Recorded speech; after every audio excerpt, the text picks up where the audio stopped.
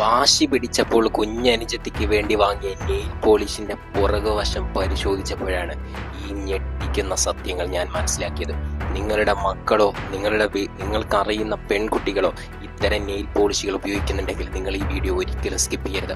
ഇതിന്റെ പുറകുവശത്ത് എഴുതിയിരിക്കുന്നത് മാരകമായിട്ടുള്ള കെമിക്കലുകളുടെ പേരാണ്. നിങ്ങൾക്ക് കാണാം ഫോർമൽ ഡീഹൈഡ്, പിന്നെ DBP, അസറ്റോൺ, ടോളുവിൻ തുടങ്ങിയിട്ടുള്ള മാരകമായിട്ടുള്ള ഡേഞ്ചറസ് ആയിട്ടുള്ള കെമിക്കലുകളാണ് ഇത്തരം നെയിൽ പോളിഷുകൾ യൂസ് ചെയ്യുന്നത്.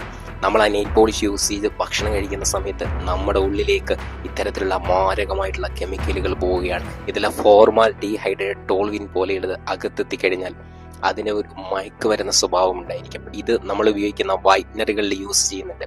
അതുകൊണ്ട് തന്നെ ഇത് ശ്വസിച്ചാൽ പോലും ഒരു തരത്തിലുള്ള ലഹരിക്ക് അഡിക്റ്റ് ആവാനുള്ള ചാൻസ് പോലും ഉണ്ടെന്ന് പഠനങ്ങൾ പറയുന്നുണ്ട്.